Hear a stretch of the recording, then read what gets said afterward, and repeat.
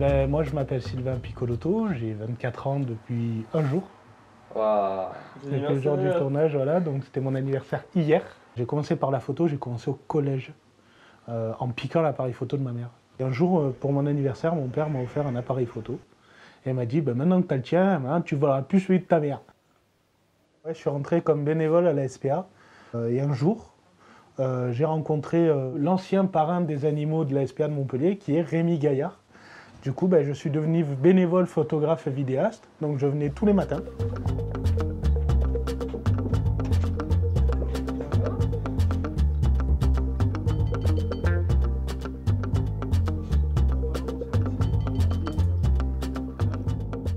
À la mission locale, pour y rentrer, on m'a conseillé d'y rentrer. C'est une amie qui m'a dit « Ouais, tu cherches du travail, va à la mission locale, ils ont des trucs. » Et je suis tombé sur l'affiche de la garantie jeune à la mission locale de Villeneuve. Donc je suis allé voir ma conseillère, je dis « Voilà, je voudrais savoir comment on fait pour entrer en garantie jeune. » Ce qui m'a frappé, c'était sa détermination dans son projet professionnel.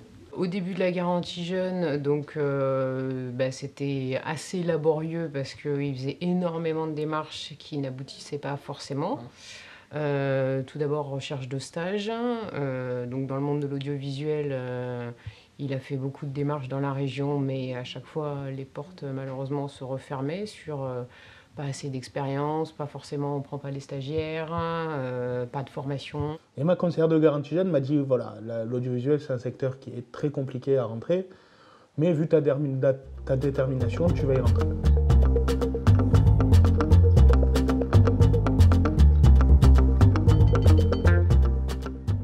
Alors comment ça s'est fait? En fait, à la garantie jeune, ils ont au deuxième étage, ils ont un studio Kaina TV, et j'ai rencontré Akli. Et il m'a montré les caméras, on était 2-3 jeunes, il nous a montré la caméra, comment on l'utilise, les techniques d'interview, différentes choses. Et on a fait le festival 2+2 = 5. Et en me ramenant du festival, on a parlé de mes projets, de ce que je voulais faire, parce qu'il me voyait intéressé avec un petit peu les étoiles dans les yeux quand je filmais, donc c'était vraiment quelque chose de très... Moi, c'était quelque chose... Je veux faire ça. Pour moi, c'était sûr. Mais je n'avais pas vraiment testé, à part en autodidacte, tout seul, quoi. Et en parlant, il me dit, moi, je propose un service civique qui s'appelle Reporter Citoyen Numérique. Et c'est un service civique de 9 mois.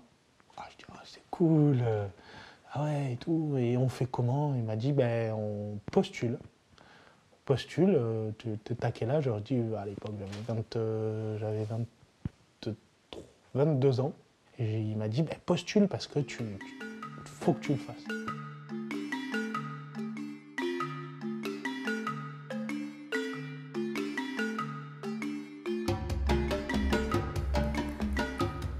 On a tourné visage, ouais. On devait avoir cette cohésion pour tourner visage. Parce que c'était un endroit qu'on ne connaissait pas du tout. Moi, le Togo, si dès le départ, on m'avait dit « Sylvain, tu partiras au Togo, tu partiras en Afrique », j'aurais regardé Akli, j'aurais fait « Tu me prends pour un couillon, quoi ». Ouais, j'étais réalisateur, c'était le rôle principal de tout le monde. Voilà, on a fait un petit peu tous les postes. Ça nous a appris la dureté du métier. Là, clairement, ça a été la grosse découverte. Grosse découverte et même avec les reporters citoyens numériques, on s'est regardé, on s'est dit là, il y a quelque chose à faire. Il y a vraiment quelque chose à faire. Le truc, c'est choquant quand on arrive là-bas.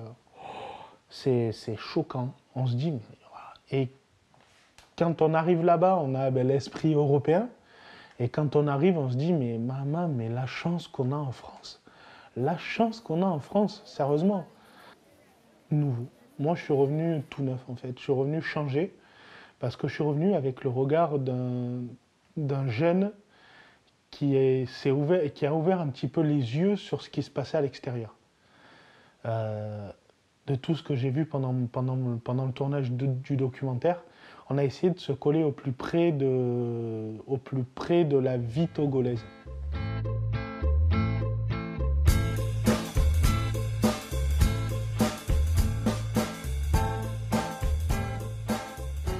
Moi, ma garantie jeune, elle s'est terminée en janvier.